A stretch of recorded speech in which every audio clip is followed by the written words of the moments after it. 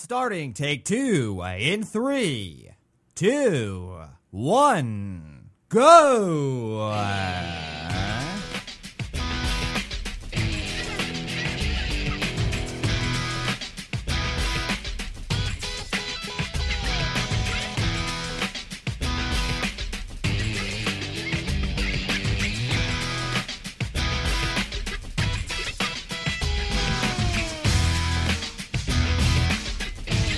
You know what, Ronnie, I'll tell you right now, it seems that you're sending your weather my way now. What the heck is up with that?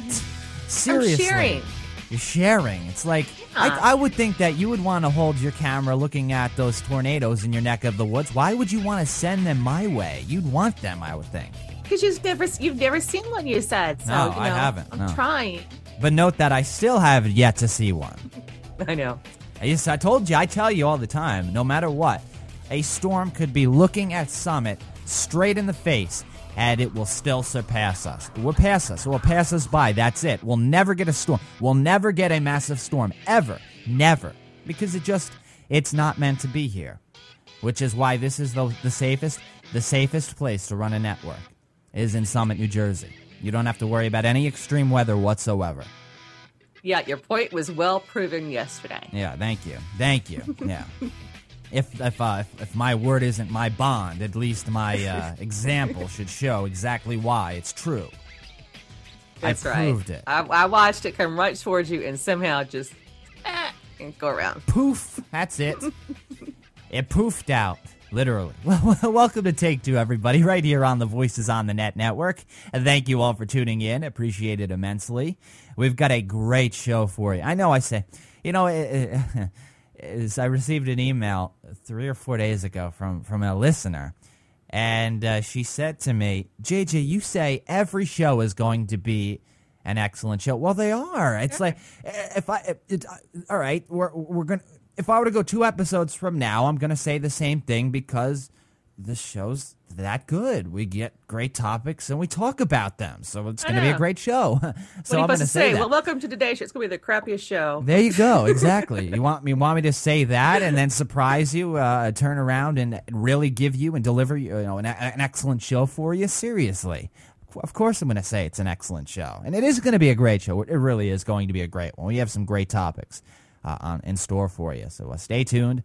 Since we're at the beginning of the show, let your family and friends know to tune in. We'd love to have them tune in.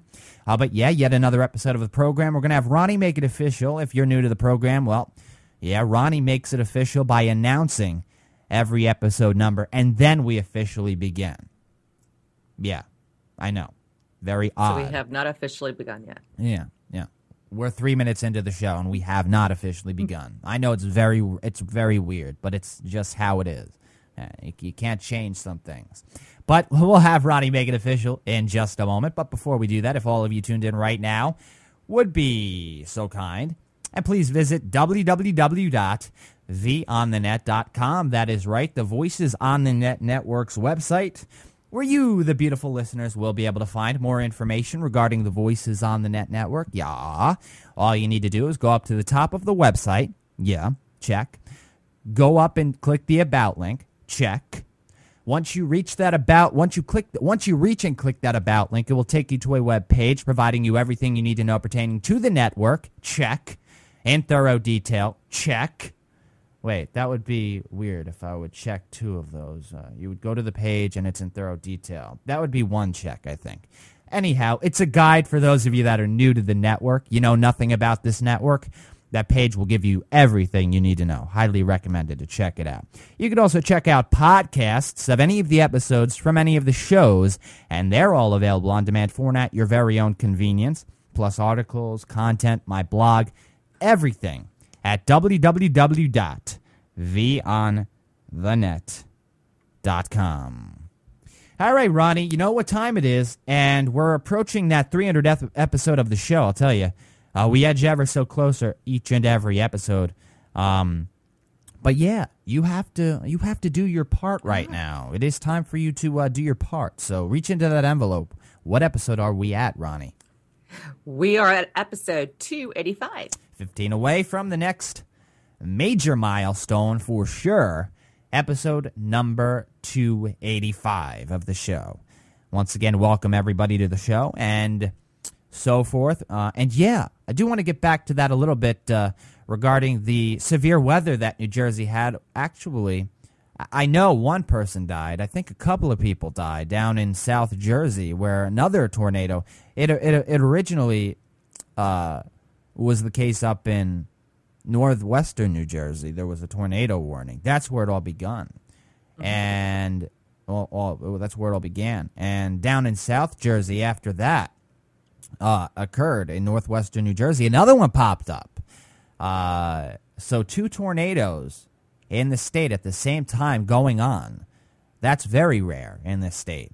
And down in South Jersey, yeah, a couple of people died. I think one of the people that died, a tree crushed their car, and they died. Horrible. But yeah, very, very severe weather. This cell that hit northwestern New Jersey literally was eyeing Summit. Literally eyeing Summit until the very last minute. And I was outside, Ronnie, looking at the clouds, and I noticed something. There's too much blue sky for a severe supercell to be coming this way. Seriously. But you look over to the northeast, and it was dark, black sky. Yeah. So it's like it was right there. You could literally see the lightning strikes. It wasn't on us though. It missed us. It's like it went right past us. You saw it. And I was watching it. It was heading right for your ex. Yeah. It was just coming in, and then all of a sudden the one down below, and then another cell formed just above you. And I thought for sure as it was expanding, it was going to get you. Exactly, right? And then all of a sudden it headed right towards you, and I don't know, some kind of force field stopped it, and it kind of like changed directions and went on around you. It's an anti-magnetic How shield. did that happen? I'm telling you, it's an anti-magnetic shield. It's not enough, Ronnie, that one major supercell is eyeing Summit, but while that supercell approaches Summit, 2 other ones develop and they still miss us. So it's like, we're never going to get an extreme storm here. I tell you all the time, and I think you needed proof to, in order to believe me, because I would tell you how every single time we would miss major storms, and you're like, I can't believe that. There's no way. I told you so. You could watch the next one move away from us too. It's crazy how this line of major storms can approach us, and then the line simply disconnects from each other and then connects again after it passes. It did that. It was a huge storm, 2 counties long, right. And there was like no way it was going to miss Summit. No way. Exactly. I don't know how it does like that. Superman separated it, put it back together on the other side. I have no idea. I have no clue. I'm not a meteorologist, although I play one on the radio. But the fact is, I have no clue how it missed us. But good thing it did, because everywhere around us had lost power from these storms. And I don't want to lose power because, last time I recalled, I ran a network. Yeah, I don't want to lose power. Then those of you listening, you can't watch the shows and so forth. The network can't be 24/7 if it's down. So, therefore, I'm glad that it did miss us, and that's why we live in the perfect town. Well, it's a city. We live in the perfect city to run a network. So I'm glad for that. But I wanted to get that out of the way. That storm literally hit us dead on, and it missed us, and Ronnie witnessed it herself, and so she's glad. Leave it to me. I'll chase them from now on. Yeah, the thing is, Ronnie would still have a remedy for this issue. She would. Rather than it missing us, she would actually chase it. She would go to it. It doesn't have to come to her. So if she lived in Summit, she'd still be happy, because she'd chase it north 5-10 miles, and that would be that. But yeah, a couple of tornado warnings, a bunch of severe thunderstorm warnings, tens of thousands, probably hundreds of thousands without power.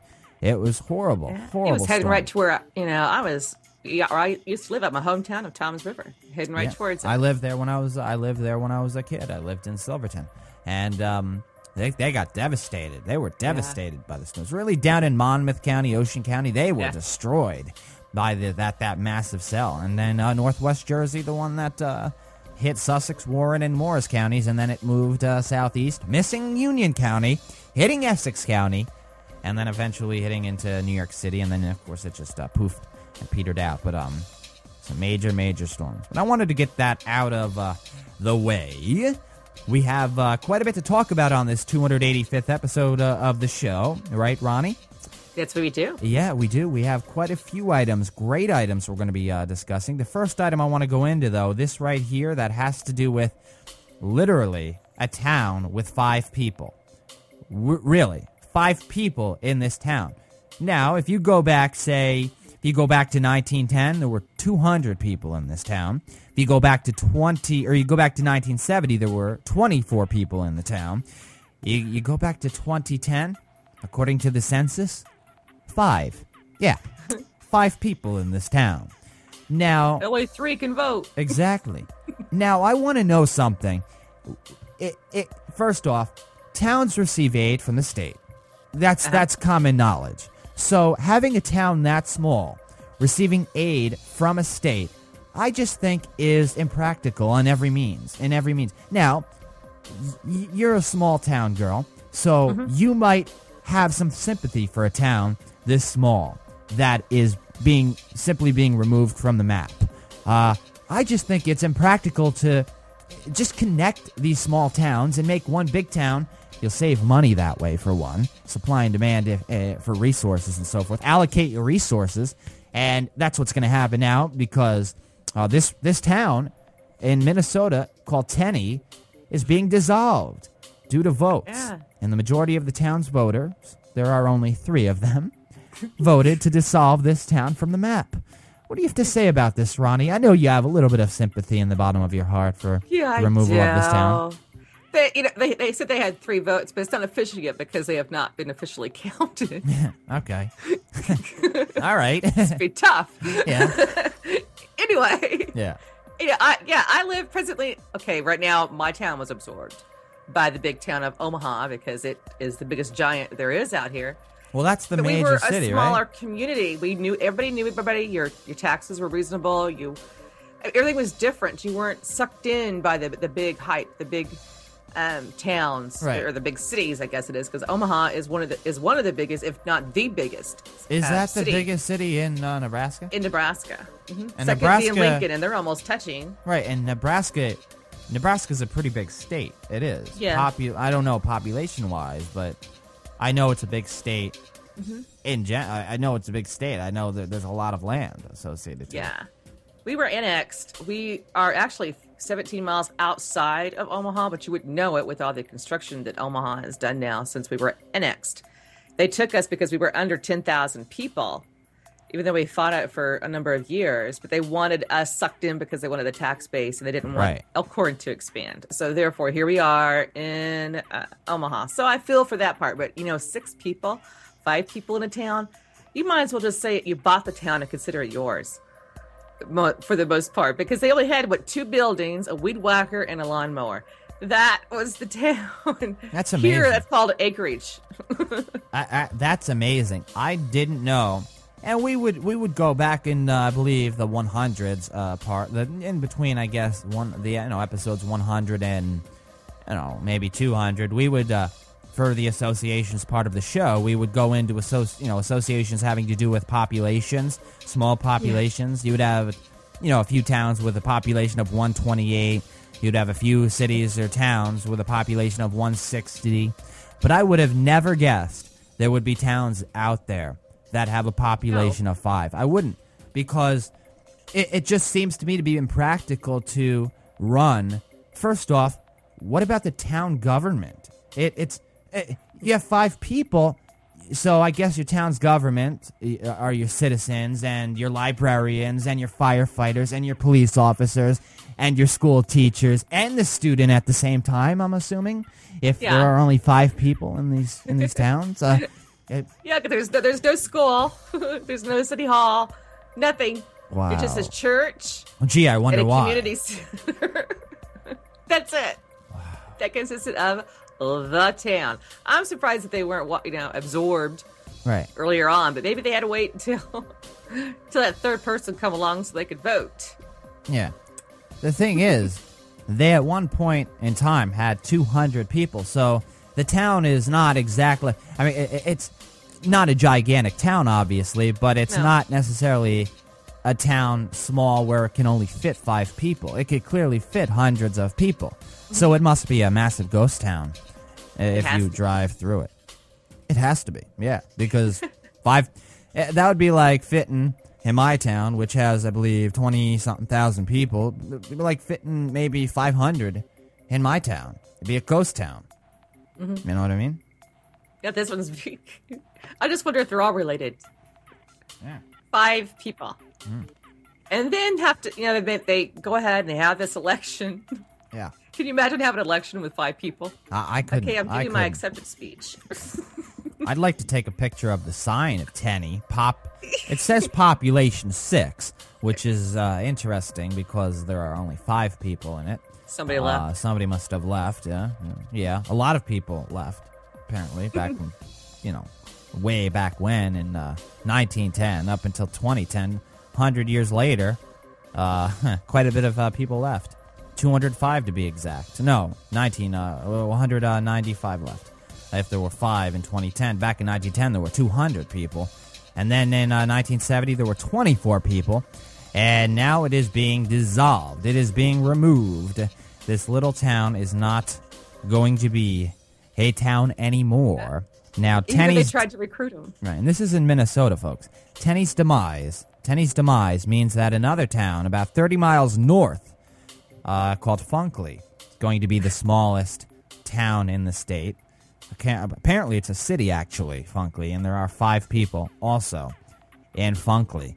And Funkley Mayor Emil Erickson stated, quote, "I'm doing everything I can to keep this town alive." Now, there's 5 of us, according to the last census, and we have a few hunters with cabins. Ooh. I think what it means, and clearly the goals of mayors and so forth one of the many, are to get people to move into these towns. Let's populate these towns. That's their goals. So, do you think there's a reason people aren't moving to these small towns? Clearly there's nothing to them. So why would you even have a town this small? If the town's not attracting people to move there, get rid of them and connect them with other towns and so forth. You'd save money too. You really would. You'd be able to allocate your resources a lot easier. Oh, yeah, a lot easier, especially when you need a police department, a fire department, because they got to go through that town to go to the next town. So you might as well just go ahead and attach it to the following township. I just think it's impractical to keep. 6. I really do. I think it's impractical to have towns this small. To have a town with 5 people, measly people, in a given area. So what? I guess they don't have a 4th of July celebration there. Yeah, you have a 4th of July celebration down the road. How many people are going to show up? 5. It's like, seriously. There aren't many buildings. It's not a gigantic town. Tenny and so forth. It's no longer going to be a town, of course, but even Funkley for that matter. And apparently, the city coffers equaled what? $10,000, I believe, right? Yep. A little more than $10,000 for a town with 5 people. That even seems to be too much for a town of 5 people. But they're going to have some great landscaping. Yeah, true. That's true. But yeah, Ronnie has a small place in her heart. There's sympathy for this town dissolving, I think. Yeah. She knows what it's like to be a small town girl. I know. Heck, in New Jersey, Summit is considered small because there are cities and towns much bigger than Summit. 20-something thousand in Summit, so it's not that big, but bigger than 5. In different places in New Jersey. Right. Just not used to this. That would be like just having your whole family just say, "This town is our town." Can you imagine that? Having your own That's town. a good point. Yeah, many people have a family. Their immediate family, 5 people, 6 people in their family. Imagine that. That the 5 people that make up that town happen to be the immediate family. This is my town. I own this town. Yeah. Imagine saying that. That would be the cool part about it. But still, I think it's impractical to have these small towns. It's just pointless to have it, and it's the right thing to do. It just is. Well, yeah, it's sad getting rid of a town and so forth, in the long run, even though it's 5 people, it's going to work out best for those that are a part of that town, their livelihoods and their well-being and so forth, because there's not a lot in this town anyway. I mean, there probably isn't a library. There's obviously not a gymnasium, a gym. There's not a movie theater, although you could go to another town. It's too small to. What are you going to do in a town like this? You have to drive to another town. You might as well just simply get rid of this and just combine a larger town and so forth. And there you have access to your own town's commodities and amenities and so forth. And it's beneficial for those that it is. In my opinion, it is. And I think those of you listening understand exactly what I'm saying. Well, R.I.P. Tenny in Minnesota. Rest in peace. All right. Yeah. Let's move into some associations right here on the Voices on the Net Network, the show Take Two, episode number 285 of the show. Actually, before we get into that, hold that thought, Ronnie. It is time to thank our sponsor. That is this portion of the 285th episode of Take Two is brought to you by none other than Audible.com, and we appreciate Audible's support for the Take Two program and this network here. Now listen up, Ronnie and I have one heck of a deal for each and every one of you, so I want to hear what we have to, what we have for you, what I have to tell you here. Audible is home to over 85,000 audiobooks. That's a lot of audiobooks, a lot to choose from. You're probably wondering, well, how am I going to choose from all of those? Well, the thing is, we're going to give you a 14-day trial to be able to do that, plus a free audiobook. So throughout the 14 days, you can browse those 85,000 audiobooks and choose your free book. Works out well, no risk involved. You don't have to spend a single cent either, not a single dime, to take advantage of this offer. We want you to take some time, check out the service, and see just how awesome it is. Well, I guess that would be a little odd to say, hear how awesome it is, because it really is great service. The premier service on the web, Audible. So to get your free audiobook and your 14-day, your 2-week free trial, go to audibletrial.com/take2. That is right, audibletrial.com/take2. You'll be glad you did. Don't wait any longer. The chances are you may or may not be an avid reader. Regardless, you'll enjoy the service. Because even if you're not an avid reader, the chances are you enjoy watching TV or you enjoy watching movies, maybe enjoy listening to your favorite podcasts or music or radio stations or shows. Well, the auditory experience is one in itself as compared to the visual experience. Traditionally, reading a book, picking up a magazine, picking up a book, reading an article online word for word, take a load off. Have somebody read to you. And the voiceover artists, they'll engage you. They're so appealing. They'll add that dramatic, that comedic appeal to the audiobooks. Well, you might as well try it out. Go to audibletrial.com/take2. No risk involved for your free audiobook and the 14-day free trial. As always, we thank Audible for their generous support of the Take Two program as well as the Voices on the Net Network. Thank you, Audible, for your support. All right, now Ronnie can give us her first association. So what do you got for us over there, Ronnie? Well, the web continues to go. Remember that I said they were going to run our web addresses? Yes. Well, according to Reddit, as of June 1st of this year, 2011, they purchased 285 domain names. Reddit? Yeah. One bunch.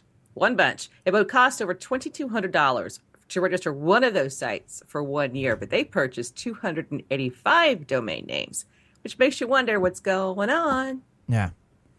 And this was in June of 2011.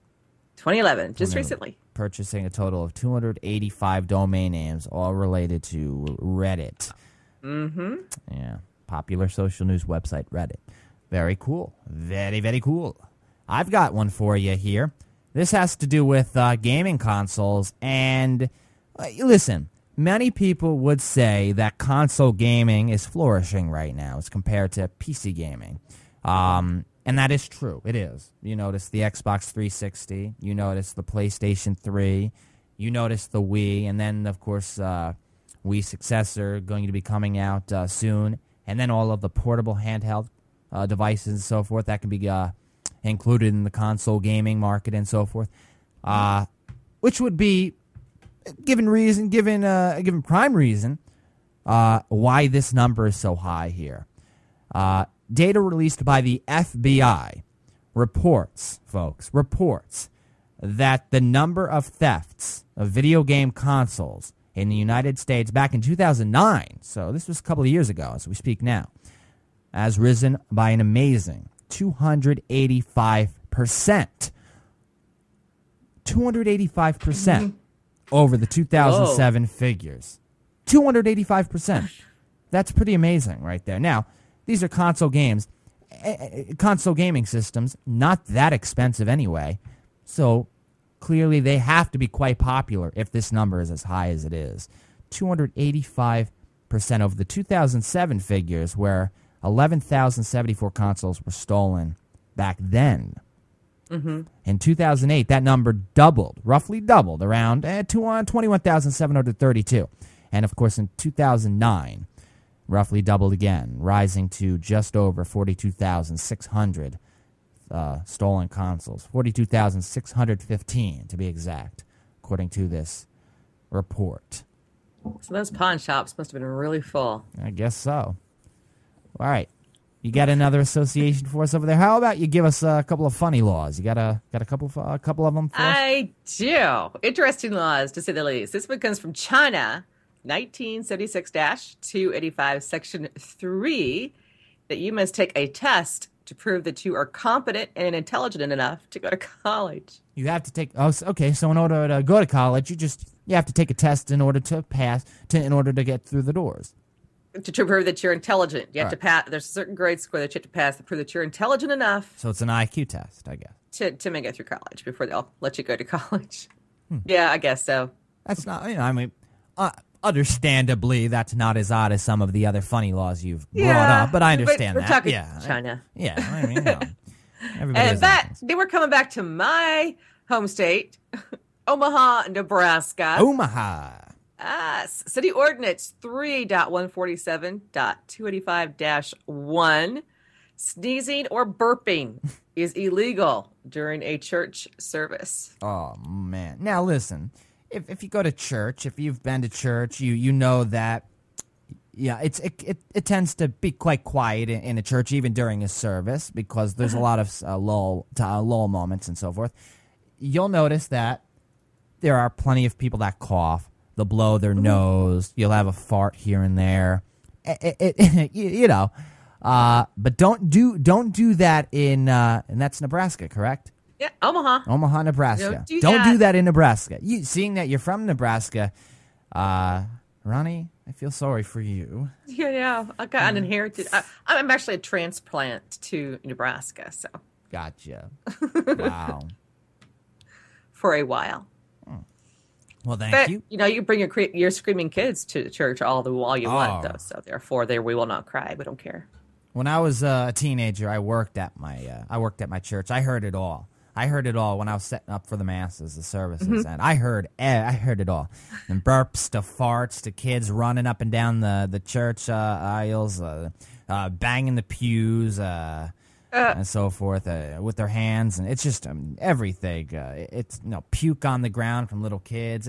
You name it. It's just that happens. But yeah. All right, we got to get into Ronnie's stamp of reparation. That is right. It is time to hear what Ronnie has to say. This is Ronnie's part of the show where she talks for a few minutes and gives us what she has to say. So, Ronnie, you have the mic. What do you have for us for this 285th episode of the show and your stamp of reparation? Oh, well, we've done episodes about warming, climate warming, the global warming effects, and so forth. Yeah. Well, and now Al Gore has changed his mind, his mansion, and, his weight size to determine, you know what? We're not going to use global warming anymore. It's now population control that's causing pollution. His suggestion to avoid this is for women. Noticeably, men are absent from this survey that he wants to put out there. But women should educate themselves and be able to determine the size of their family and should take really good control of birth control. Utilize that birth control device or whatever you are using, but puts it in the hands of population slowly in the women's court. Maybe his wife should have thought about that before having 4 children with this guy, because he is a nutcase, is he not? First, he claims that he is the owner of the internet. He invented the internet. Okay, we let him go with that for how long? Now then he decided, you know what, it's global warming that's causing the problem. But please feed me, give me your money. Well, I go ahead and build how many big of a mansion does he live in right now? Then he has 4 kids with his wife, Tipper. She should have probably thought about that birth control before having it with him. Come on. Are you going to tell me that the population control is solely... Last time I checked, it took 2 people to have a baby. Although if you're using it to test tube, maybe. Or, a turkey baster. That might work too. But still... It still takes 2 people. 2 things have to come together to make up one. But he's more into the issue of abortion, controlling population size. Therefore, you're controlling pollution and climate change. I think he needs another climate change. I think something's seriously wrong. Something is in his Grecian balm for his hair. I really do think so. Damn. For him to think that if you just lower the population, therefore, the global warming debate will be gone. What do you think, JJ? Oh, well, what is up with that? Well, you know that it's always been a touchy debate, the global warming, the climate change debate, and clearly you know how I feel about Mr. Gore. I've talked about it before, how I feel about global warming and climate change, and I know how you feel about it as well. It's just... the moves that he takes towards climate change activism and so forth, very pushy because even scientists don't have proper data solidifying the fact that global warming or climate change is actually occurring. That we're, say, heating up this earth and causing the extreme weather to occur in certain parts of the world. Yet, Mr. Gore feels the need to blab on some more about facts that he has no proof of. It's pseudoscience. I know. Like, he's trying to state that women, okay, that's supposed to be the women's fault because I guess we are the last one before we give birth to children, I guess, that it's up to us to control the population of this planet. Excuse me? I mean, he doesn't refer to the rest of the world. He only refers to the United States. Guess what? If you don't have people, a population, you don't have a country. You don't have a country. What do you have? I mean, isn't that the right of the people to come together? I mean, that's why usually when someone dies, 2 people take their place. So it's an evolving system. It's to a state that you're going to statement. control population. Remember China that tried to do that. Look what kind of happened to them. But he wants us to control our population through our means. Okay, so we consider abortion, fertility management. So now we're going to have selectivism as to what we're going to have, when we're going to have it, and space the children. That is going to control climate change. And he doesn't even realize that this occurs, every 100 years, the climate goes through a rebirth type process. Every 500 years, everything that species just kind of evolve. Well, according to science and so forth, as much as scientists know about how the Earth warms and cools and so forth, the core and everything and everything about just basic the Earth in general. That's their theory behind that.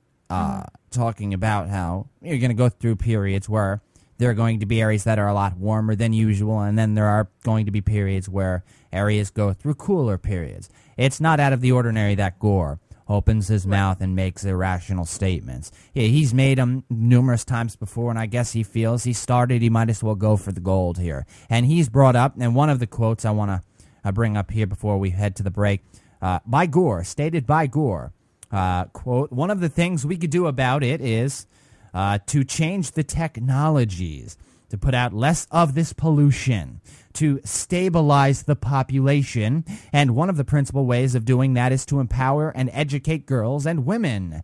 The thing is with this, so he wants to limit innovation. He wants to limit innovation. I want to go right to his statement about technology. Limit innovation because he feels there are problems with climate change, with global warming. So limit innovation, and that's going to lower our chances of, say, destroying our precious Earth due to global warming. anything to get the media talking. I'll tell you, anything to get the media talking. This guy is going to open his mouth and he's going to make irrational statements based on pseudoscience. He has no proof whatsoever based on anything he's ever written or said. So, let him yap on it if he appreciates it. I have a question though for Mr. Gore. How's those windmills doing for you?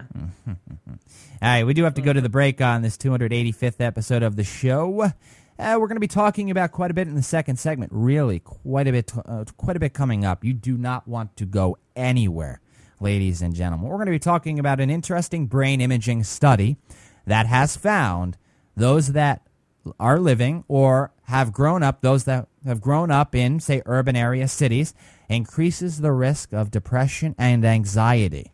Yeah.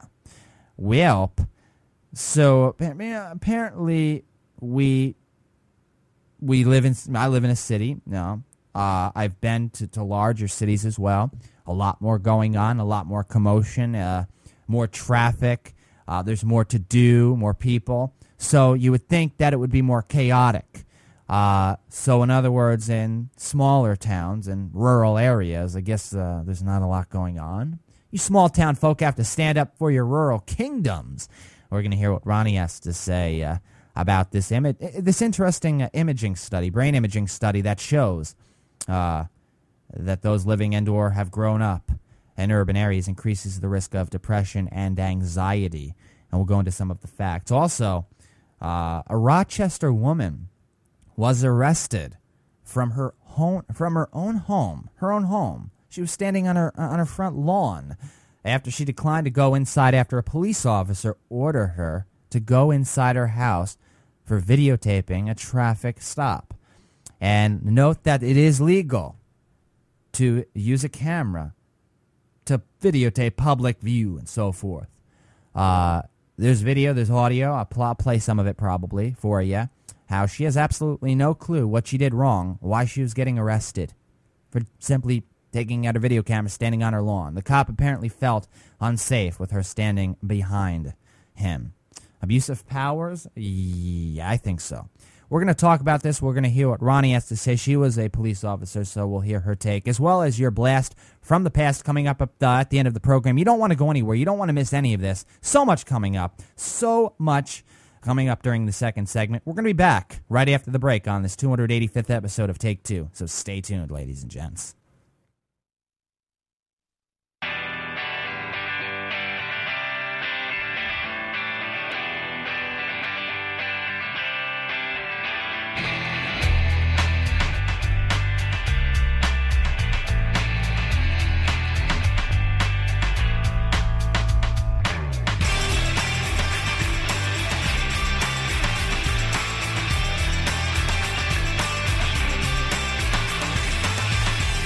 Well, hey there, everybody. Welcome back to episode number 285 of the show. Ronnie and I are back for the second segment of this 285th episode of the show, and we've got a great itinerary for you.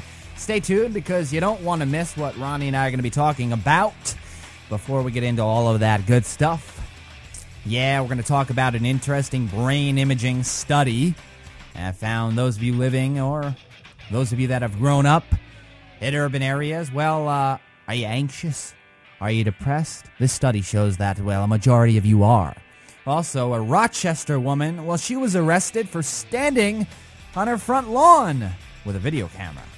We're going to talk about that. Also, your blast from the past coming up at the end of the program a lot. But before we get into everything, if all of you tuned in right now would be so kind, would you please visit www.theonthenet.com. That is right, the Voices on the Net Network's website, where you, the great listeners, will be able to find more information regarding the Voices on the Net Network. All you have to do is go up to the top of the website, click the About link, and it will take you to that web page that will provide you everything you need to know about this very network. A great guide for those of you that are new to the network. You know nothing about it. Well, I recommend that page. You could also check out podcasts of any of the episodes from any of the shows. And, well, they're all available on demand for and at your very own convenience. Plus content, articles, my blog. It's all at www.theonthenet.com. All right, so welcome back, Ronnie. Hey. Thank you. Yeah. You too. You know what? We've got a lot to talk about. I So know. might as well start with this one. An interesting brain imaging study has found that those that are living or have grown up in urban areas tend to be more anxious or depressed. There's also reports that schizophrenia rates are higher in people born and brought up in cities or urban areas. So those of you that are small town folk, well, I guess you're visiting the psychiatrist less than those that live in cities. Now, the world is becoming more urbanized. We do know that. That's not out of the ordinary. We do understand that.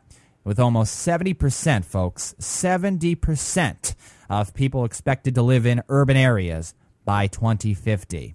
And this is all according to projections by the United Nations. Now, Ronnie, I want to hear what you have to say about this specific brain imaging study that living in a city or an urban area will increase those that live there or have grown up there, their chances for depression, anxiety, schizophrenia rates are also higher. What are your thoughts surrounding this here? Well, it's flawed in a number of ways, and I'll tell you why. Because you have a large population. Let's take a city that has 400,000 in it. Okay. Right. Statistics already show, if you look at go to psychology sites or even do research in the area, that 1 out of 50 will have some form of schizophrenia or that type of mental illness. 1 out of 10 it will have depression associated with that, to bipolar and other mental illness disorders. So if you live in a city that has a population of 400,000, Yeah. of course the statistics are going to be higher like that because it's a higher density of population. Not to mention the fact that psychologists and medical research has also proven that when you do live in these bigger communities, there's more stimuli, there's more stimulation of the brain, there's more things to do, it's more fast-paced than if you live outside in the rural areas, that the brain is more stimulated. It almost becomes the point of desensitization. So to me, I think the study is flawed because you have so many people that live in these areas, right now, me included, that you're going to just tell me that because we already know the probability of how many in a specific amount of a population will have schizophrenia, will have a mental disorder, or will have a learning disorder, is all of a sudden now science has proved it. No, it hasn't, because the population is already indicating that with the number wise that we presently see. All right. Well, in a way, Ronnie, you counter elucidated what you mentioned there because you basically, in a way, and you said that it was flawed, and then you went into saying how those that are living in a city are going to live a more chaotic lifestyle because of the stimuli within those areas and so forth. Mm-hmm. Also, the traffic, the amount of people, just everything that's going on, and also you brought up that before going into that, the larger amount of people in a given area, there's going to be more cause for that due to the numbers alone. So the counter elucidation that you brought up with that kind of offset the other one, the secondary one. In other words, those that are living chaotic lifestyles in urban areas. It's obvious that those that live in a city, it's going to be more hectic. Imagine living in a city like New York City and then going to Elkhorn, Nebraska.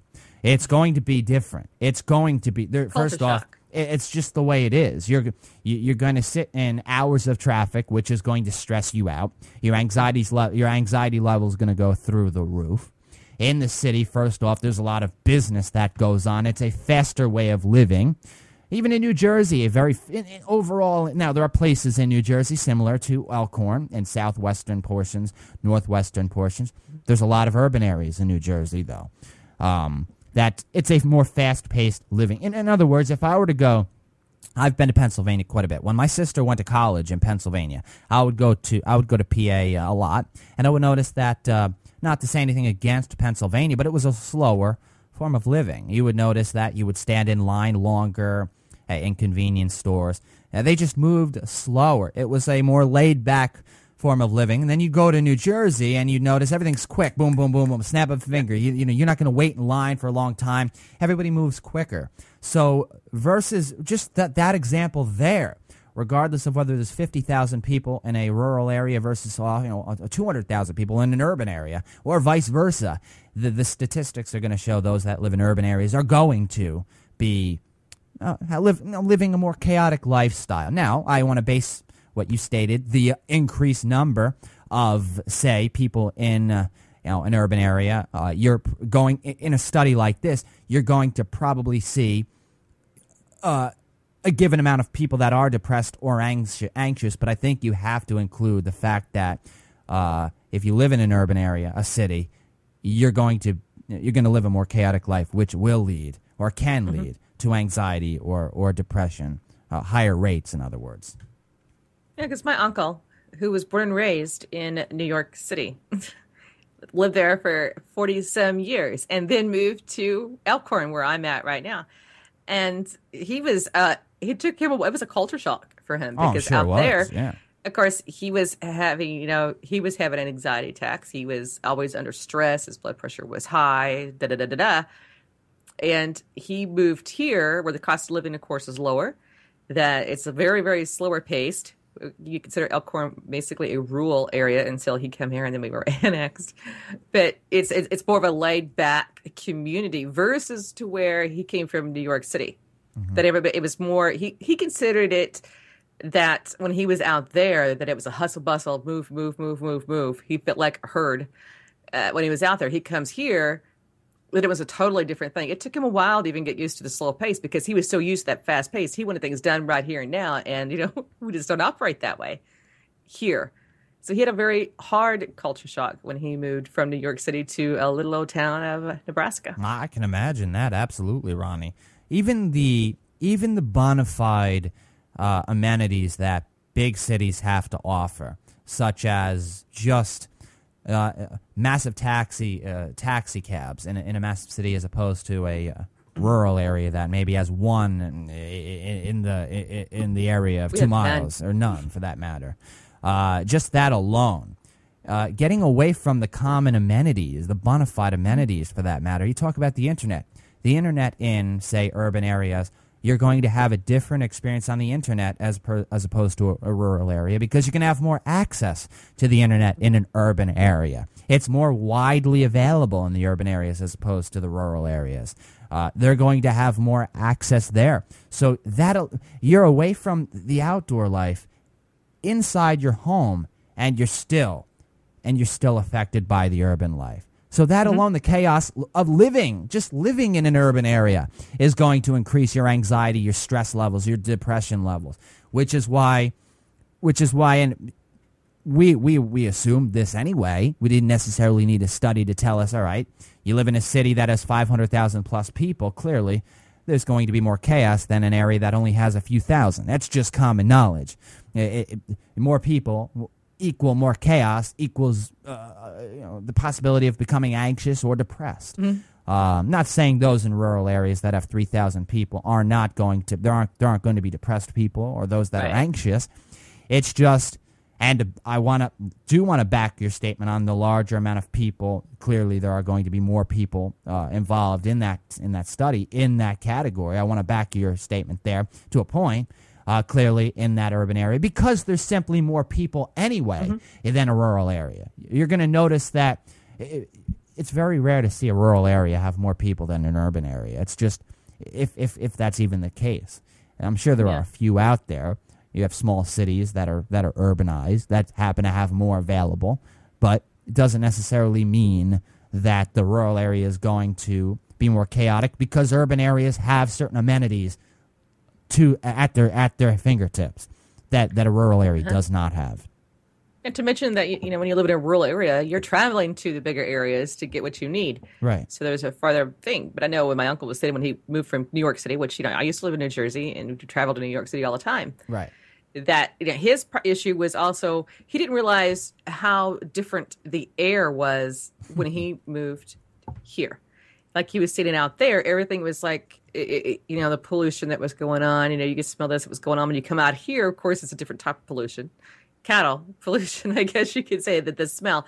So he had a different take on that the pollution was different, the atmosphere was different, even though, we do not have the imminent, different, we don't have the cab service, we don't have bus service, nothing like that. It's, you're driving to where you have to go. And usually it's to the bigger towns, bigger cities, rather, even though we are actually part of a bigger community now, we're still on the outside. So we have to travel where we have to go. Where versus when he lived in New York City, he could just, it was a walk away. That's all he had to do, or call the cab and he was gone. He didn't really even need a car. He had all that stuff for him. And, my aunt, but when they moved here, it was a whole other ballgame. You got to purchase a vehicle because now that's not supplied for you. Insurance was different. Even the stressors of the cost of living was totally different, to where it wasn't, you had to save and pinch and save on your money, to where here it was, it was a whole different ballgame, different atmosphere. Right. Now, usually studies, and we talk about studies a lot on this program, we bring them up all the time, that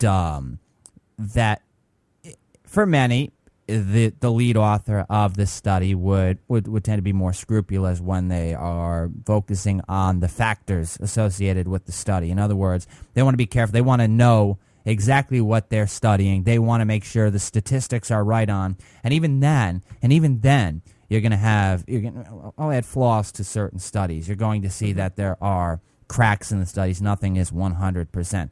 So it's customary to understand. It's customary to understand that right there when we talk about a study. However, with this one, the point I'm trying to make with this one, before a study was even conducted, we knew that this was commonplace. We knew it because in a larger city, there's going to be more chaos, equals more depression and more stress. Now, get this.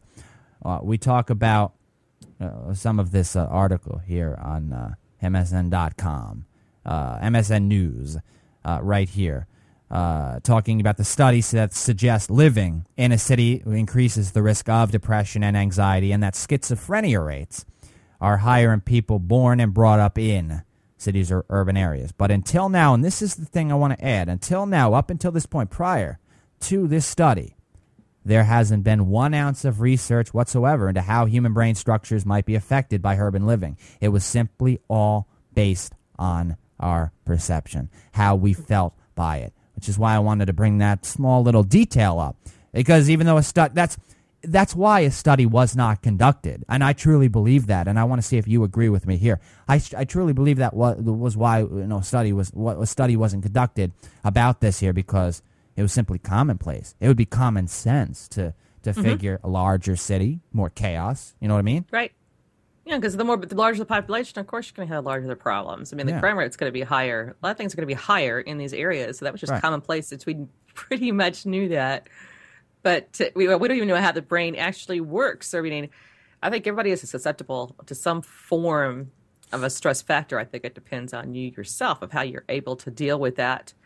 But, if you think about it, even though the city is trying to state that it's higher in these areas, well, what about in rural areas where you do not have access to, let's just say, a lot of times it's a long distance. Like for me, it's 45 minutes to go seek healthcare, to go seek, to even get medication or something like that. So we have a longer distance, and a lot of people in the rural areas do not even seek medical advice or medical attention, of course, until it's too late, because it's just too far to go. It's just, you just don't do it. And which we're in ones in the city, they're more apt to go. They're there. It's close by. Everybody's doing it. And here, you stand out more. It's a smaller population. You stand out more. So people are more aware of what you're doing. So if you go to, let's just say that you go to a psychiatrist or something, everybody's going to know it. So you try to avoid that because you don't want someone to know your business. Because in a smaller town, everybody knows your business before your business is even done.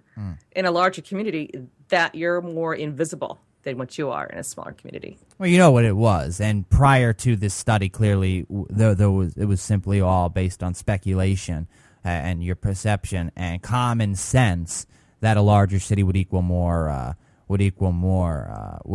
chaos, which would higher one's risk for depression and/or anxiety, or both, for that matter, and/or that's why I should have stated that anyway. I did, but through corroboration methods and so forth, they needed a study just to solidify those facts. They wanted to They wanted to let people know that, all right, the speculation is over.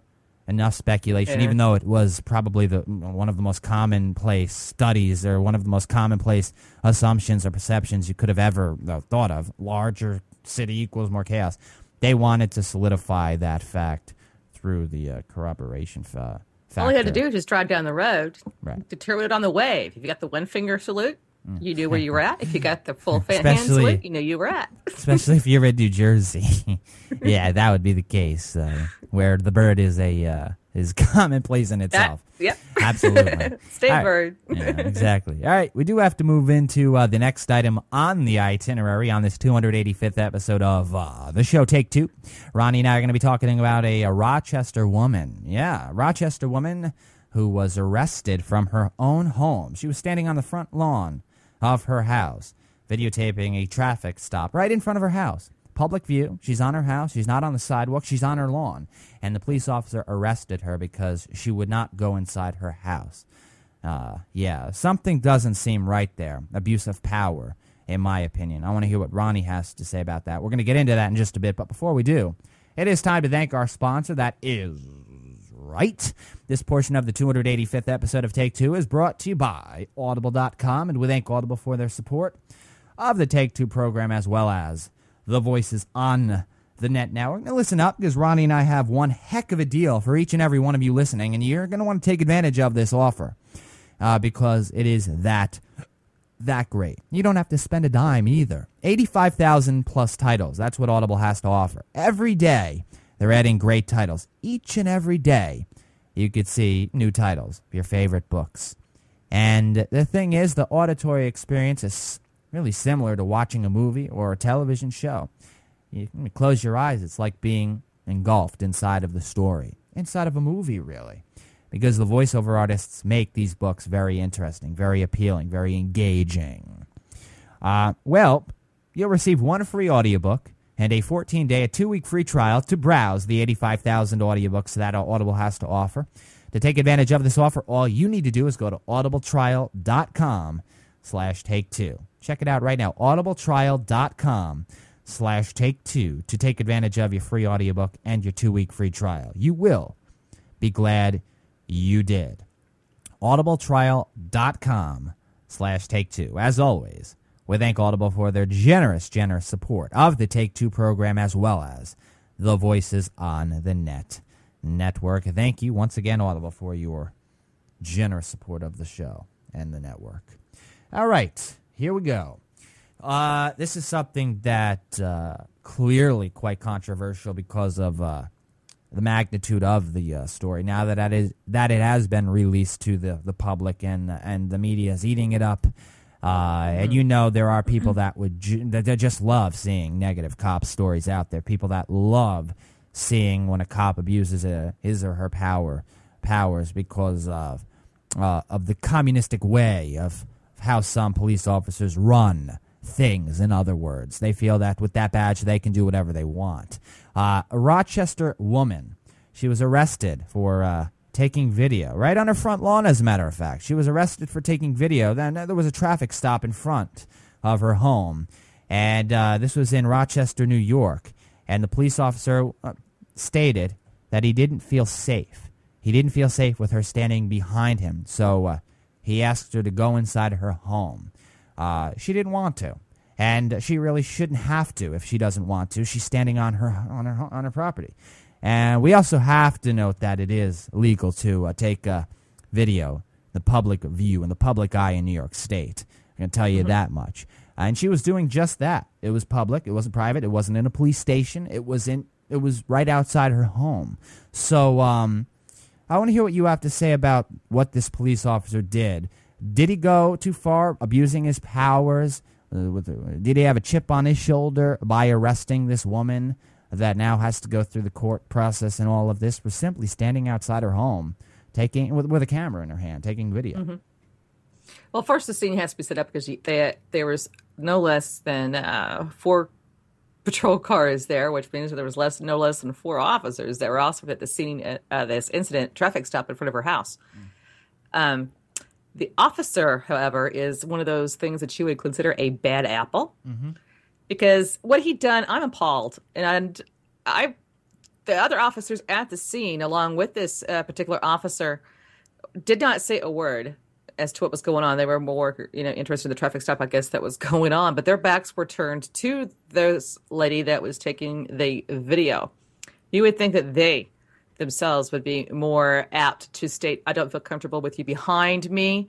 Could you please move over here or over here? That, as an officer, you can do because you don't have eyes in the back of your head. However, this officer had no right to tell her to get into her house, to take her video. She couldn't record, take her video to go back into the house and do whatever. Because she could have very well gone into her house and video recorded from the window, but that would be the wrong thing to do too, because this is America. He had no right to do that. She was not posing any threat. It was clearly visible to that, but because there was also other witnesses that were also standing in the same position that she was. This officer was not going after them. He singled her out. After he arrested her for her not going into the lawn and going into the house, he actually arrested her. But somebody else picked up the camera and continued filming. So this officer didn't go after that person. I guess he had more of a problem with her than he did with anybody else at the scene, including the criminal they quote, supposedly pulled aside. But the bigger problem here is he lied on the police report, and that, to me, is even more damning than anything that he done at the scene. Right. It's as if a police officer tells you to do something, you do it, which is totally wrong. Anytime a police officer tells you to do something that has to do with this, you do not have to do it. It seems that the police officers that did exactly what this individual, I'm going to play some audio, feels you're not standing up for your rights to be a human being. It's kind of ridiculous if you think about it, because with that badge they feel, all right, I'm going to take an authoritarian approach and I'm going to tell you exactly what to do, and I have this badge, you have to obey me or I can slam these cuffs on you and take you down to jail. That's not how it works, and that's not what a police officer is supposed to do, and he should be ashamed of himself and so forth. I'm going to play some audio here. It's about 4 minutes, 4.5 minutes long, so I don't know exactly where we're at. We're going to start about a minute in, see where we're at, and we'll go from there. Here's some of the audio from this video. A Rochester woman who was arrested from her front lawn. Yeah, she was standing on her front yard because she had a video camera in her hand. She wouldn't go inside her house after the police officer ordered her to do so. And here's some of the audio. Due to what you said to me before you started taping, I think you need to stay in your house, guys. What did I say to you that offended you? I'm behind us officers when we're doing a traffic stop. I'm allowed to stand in my yard. Go stand in your house. I'm allowed to stand in my yard. I'm going to stay in my... I'm going to ask you one more time. We don't feel safe with you standing right behind us when we're doing a traffic stop. I'm going to ask you to go into the house. What? No? It's my right to be in my yard, and I'm sorry that you don't feel safe. All I have is a camera. I'm clearly wearing nothing. I have no weapons. It does not matter. What you're not listening to our orders right now. We don't feel safe with you standing behind us. You're not moving even a foot further back. You're going to be. Do you want me to move a foot further back? You're going to be under arrest. I already warned you. I will move a foot further back. I'm not going to go inside my house. I feel like I need the fresh air right now. Well, I'm going to arrest someone for not following police orders when we're asking her to I'm step asking back. you what the Seems order... very simple. I don't understand your order. You to not stand behind us, okay? You didn't ask me to not stand behind you. Okay, listen, I'm not going to explain myself to you. What you're going to do is you're going to end up going to jail. I'm trying to give you a warning. Okay? I'm going to back up. You know what? You're going to go to jail. That's just not right. Where's the car? What's going on? No. Stay right here. I'm Stay sorry. Right here. I'm asking them I'm observing what they're doing and they're arresting me. I don't understand what's going on. I did nothing. I'm not doing anything. I know you didn't. I'm a witness. All right, there you have it right there. Some of the audio from the video of the Rochester woman being arrested for clearly doing absolutely nothing wrong. That if a police officer tells you to do something, clearly he made prime definition, and Ronnie brought up a bad apple. Absolutely, he made the prime example. He made it out that if a police officer tells you to do something, you do it. Otherwise, you go to jail, which really places police officers in a bad light. Hearing this, because it's an authoritarian look at how things should not be. in society. They shouldn't measure, though, the actions of this one officer against, the entire organization, because right, they shouldn't, Ronnie. They shouldn't, Ronnie. That They're going to. They shouldn't, Ronnie. But they're going to. The fact is, just because one person, I understand they should. There are police officers that actually do their job the way it's supposed to be done. But people are going to analyze it, overanalyze the situation, and they're going to they're simply going to remember maybe a bad time they had, maybe a bad experience they had with a police officer, and that's what they're going to compare it to. Remember, there are millions of people that are watching these videos and this video and so forth, and there are hundreds of thousands out of those millions that may have had a negative experience with a cop, or have known somebody to have a negative experience with a cop, which is why they compare it to that that situation.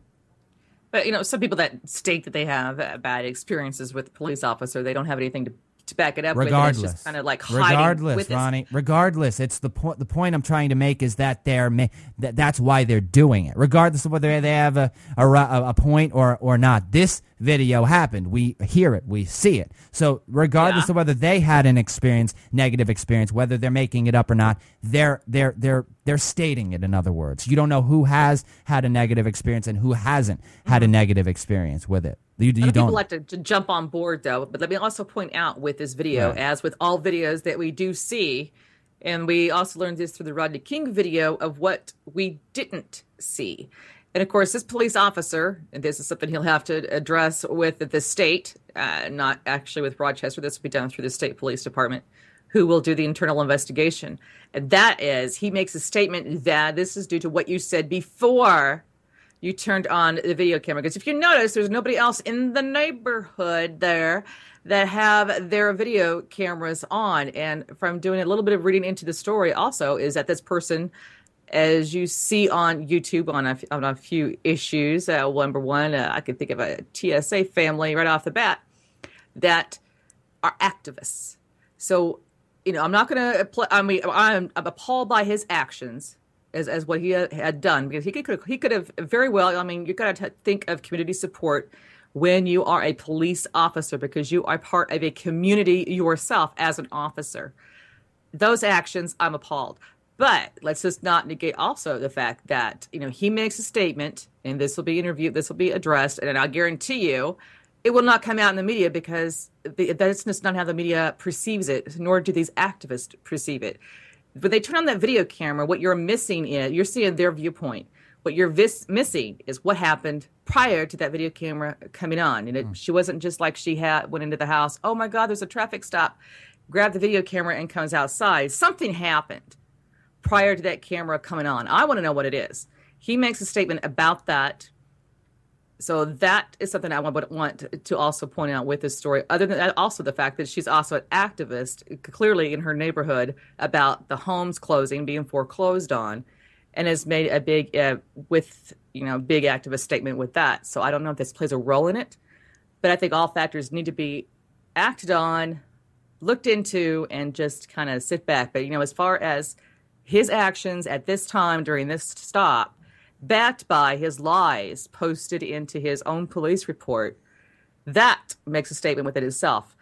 Those lies support his actions that occurred at this time, but I still want to know what was stated before that camera, what actions took place before that camera was turned on.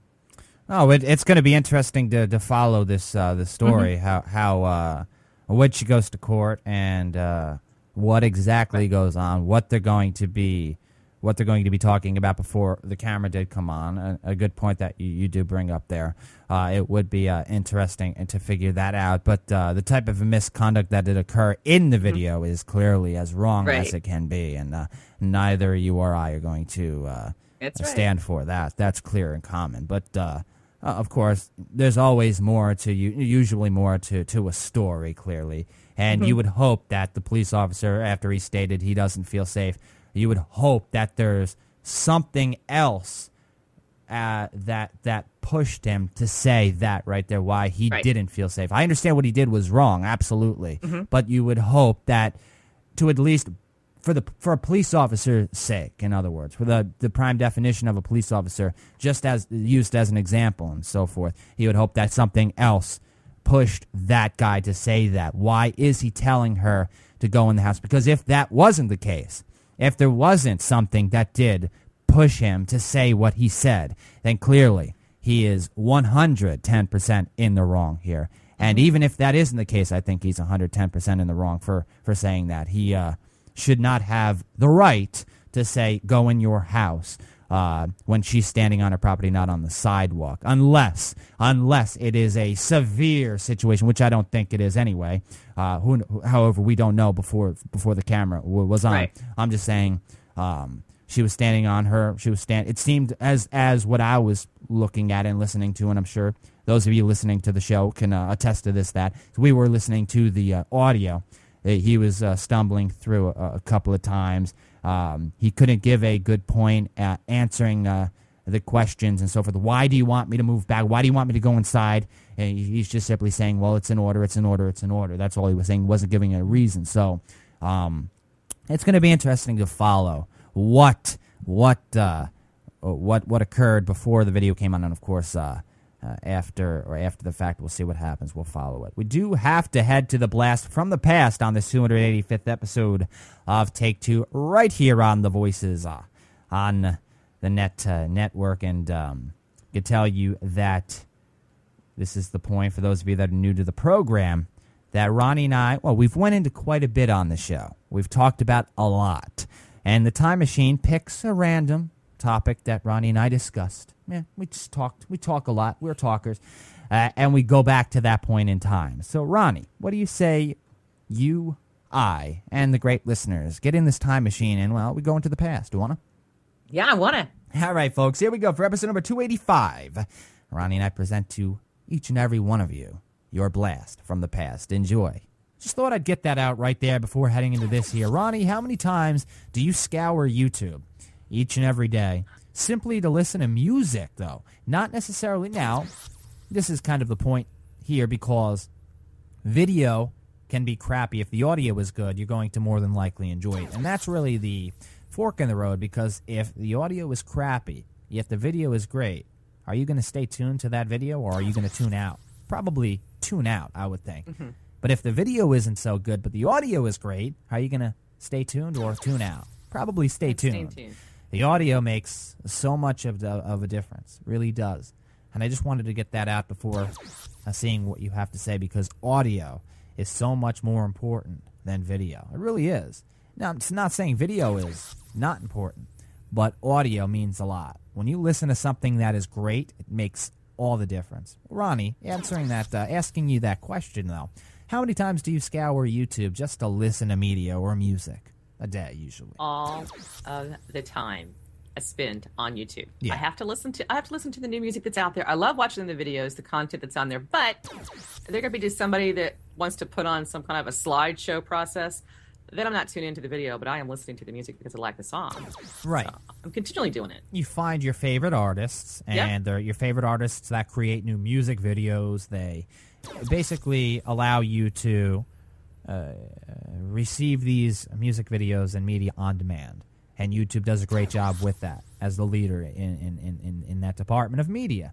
And YouTube is so much more than just music videos. There are unique videos, random videos from people that just post random webcam videos, or videos of somebody skateboarding off of a ramp, or just whatever. They post random things.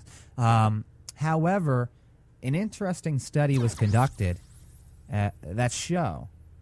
And what you're doing right there, do you think the record companies would rather you download, also pay to download via iTunes or Amazon, or go to a traditional store to buy the album, over watching it on YouTube? Absolutely, they would rather you do that. But an interesting study shows, out of 25,000 users, just under 60% watch their media on YouTube. Watch their media on YouTube. Pretty amazing if you go into this, because people can download music for free. I'm not going to go into how to do that, but people could download their music on the internet for free. But why have they decided to flock to YouTube? Why? Because it's quick. You don't have to download the media. It's a quick way to listen to your music, or with a software out there that allows you to record I'm not going to tell you how to do that either. That allows you to record the media you're watching on YouTube. It's a quick way to do it, and believe it or not, the audio is just as great as if you were to purchase it on iTunes. There you have it. Your blast from the past for episode number 285. See, we go into the past. The time machine is all cosmic and everything. And yeah, I'm making faces during the blast from the past. And yeah, no, I'm always having fun. I'm a big goofball. But that's just my personality. I like having fun. Even on the show, we always have fun. Glad to be here as always. Hope you all enjoyed the program as always. We'll be back for the next episode to do it all again for each and every one of you as we continue our trek to what, Ronnie? 300. The 300th episode of Take Two. Yes. Yeah. Until then, we sadly have to say so long for now. Farewell. Much love to you all. Bye-bye, everybody. Take care, everyone. Bye.